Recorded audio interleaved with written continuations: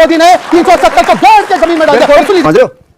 समझ रहे हो आप? एक है सच्चाई से मुंह कब तक मोड़ेंगे? भरी दोपहरी में आंखें बंद करने से सूर्यास्त नहीं सच्चाई है। रुको जरा, सबर करो। क्या आप ये कहना चाहते हैं कि वहां पे कोर्ट के पास सर्वे का ऑर्डर के लेने के लिए तुर्क गए थे या पठान गए थे? कौन गया था? विष्णु शंकर जैन इन्वॉल्व थे, वो ना तुर्क है ना पठान। और सुप्रीम कोर्ट ने जवाब कह दिया है। Supreme court 10 second, supreme court ने क्लियरली कहा है कि प्लेसेस ऑफ वर्शिप एक्ट 1991 को स्टेडियम में no more surveys in the country, no more survey. Okay चलो भाई देखो अब मैं क्या करता हूँ।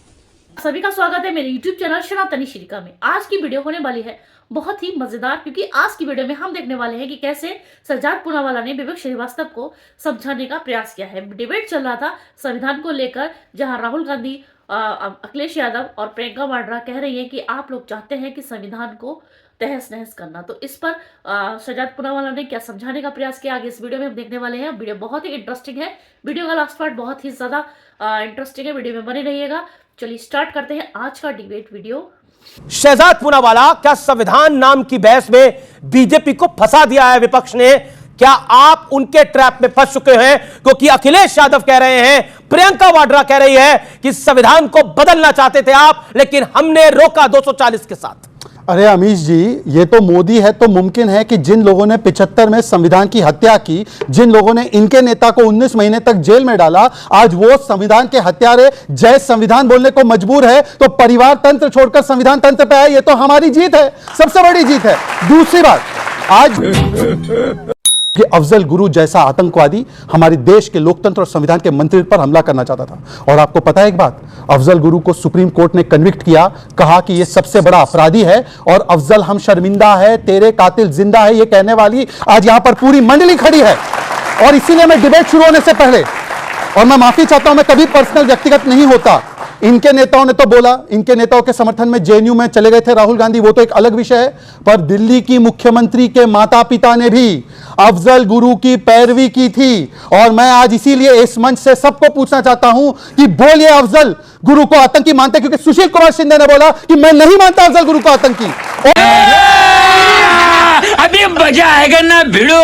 उमर अब्दुल्ला ने कहा कि गलत लटकाया गया था और ये लोग इनके साथ साथी बन के बैठे हैं। और आखिरी बात, क्यों, एक सेकंड 10 सेकंड, ये पता है आज सब लोग बोलेंगे कि आज जो हम लोग सेलिब्रेट कर रहे हैं पार्लियामेंट में अमीश जी, 75 इयर्स ऑफ कॉन्स्टिट्यूशन।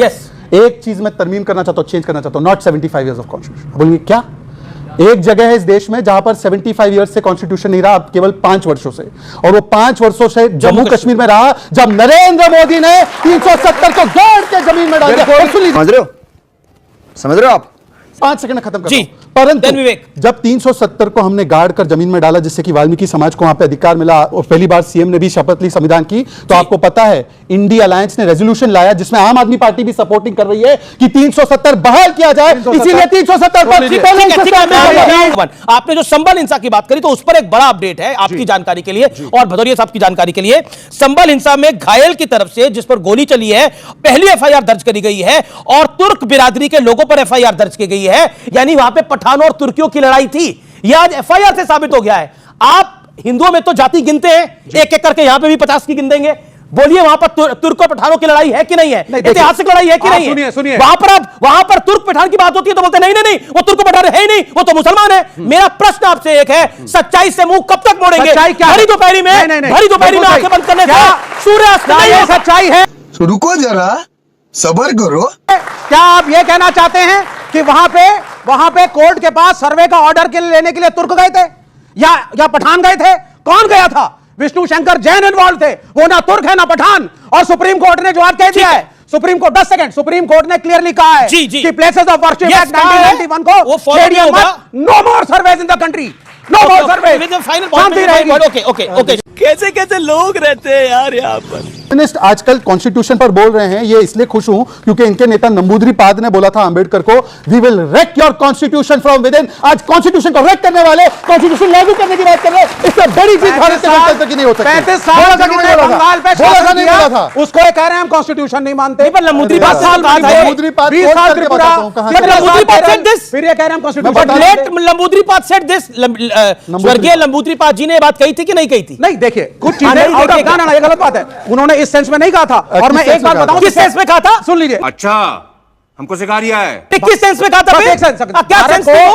भारत को ने कहा, और मैं शॉक्ड हूं, मैं भारत का मुसलमान हूं, पर उन्होंने कहा राम मंदिर का शिलान्यास ये उल्लंघन था संविधान का। वोट जिहाद कहना उल्लंघन नहीं होता है, मुस्लिम आरक्षण देना उल्लंघन नहीं होता है, राम मंदिर का शिलान्यास उल्लंघन होता है। ये झूठी बात है, बीच में बोलने की बात होती है ना। मैं आपको बताता हूं संविधान बदलना क्या होता है। 106 बार संविधान को बदला गया, 80 टाइम्स कांग्रेस ने बदला है। संविधान के प्रियम्बल को बदला है, और संविधान के प्रियम्बल को नहीं, अमीश जी का वो स्पेशल शो देखना कि संविधान के शब्द ही नहीं, संविधान की आत्मा जिन चित्रों में थी, प्रभु श्री राम के चित्र, वहां पे प्रभु श्री कृष्ण के चित्र, सबको बदल दिया तुम्हारी कांग्रेस ने।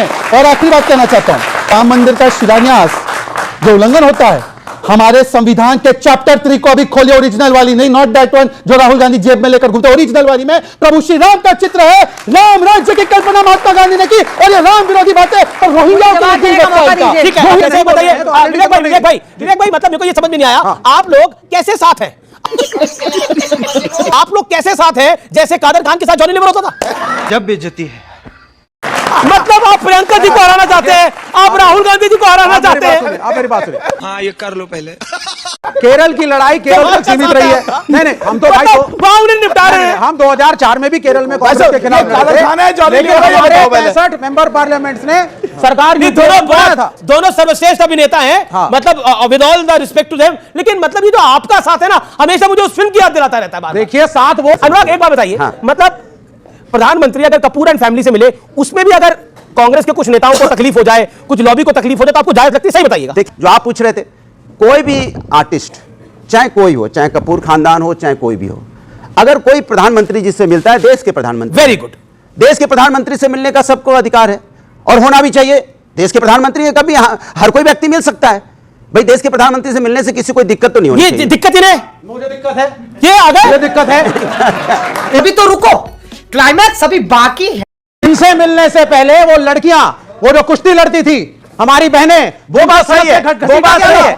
क्यों नहीं मिला प्रधानमंत्री? मणिपुर की लड़कियों से क्यों नहीं मिला? बोल रहा था ना, मुझे ऑब्जेक्शन है, मुझे ऑब्जेक्शन है इस बात पे। अच्छा पहले एक आराम से आप गुस्सा मत होइए। वो लड़कियां, नहीं आप गुस्सा मत होइए, आपको गुस्सा बहुत ज्यादा हो रहा है। मैं बोल रहा हूं, आपको गुस्सा किस बात का है? मुझे गुस्सा, नहीं, मतलब क्यों, मतलब कपूर, राज कपूर के परिवार से क्यों मिले प्रधानमंत्री? हाँ, मुझे इस बात पे गुस्सा है, नहीं मिलना चाहिए था। वो गरीब जाट घरों की लड़कियां मेहनत करके, कुश्ती सीख करके जो गरीबों से भी तो मिल रहे हैं। सुनिए, जो मेडल लाती थी, जब उन्होंने प्रताड़ना का आरोप लगाया, और सुनिए, जंतर मंतर पे लड़कियों को बांध कर भेजा, प्रधानमंत्री क्यों नहीं मिले? क्यों नहीं मिले प्रधानमंत्री? ओके, अब आपकी बारी, 30 सेकंड।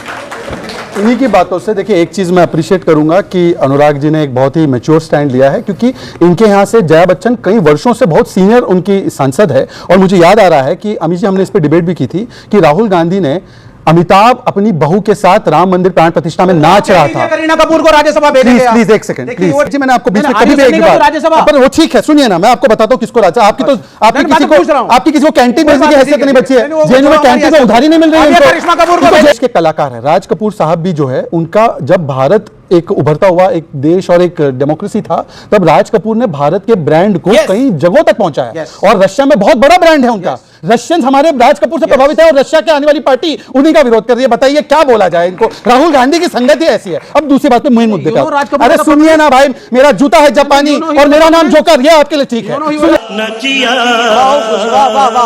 अपनी ही हिमाचल की सरकार को दोष दे दिया, मतलब बबली और बंटी दोनों मिलके किसी का नाम नहीं लिया।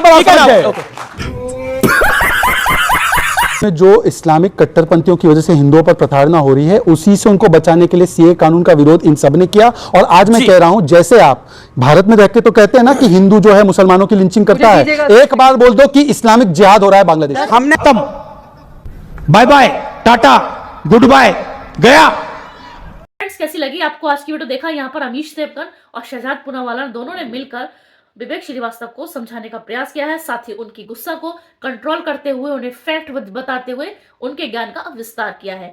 तो कैसी लगी आपको आज की वीडियो? आप ये कमेंट सेक्शन में लिखना ना भूलिएगा। इसी तरीके की वीडियो के साथ हम फिर मिलेंगे, तब तक कमेंट्स में लिखना ना भूलें। जय हिंद।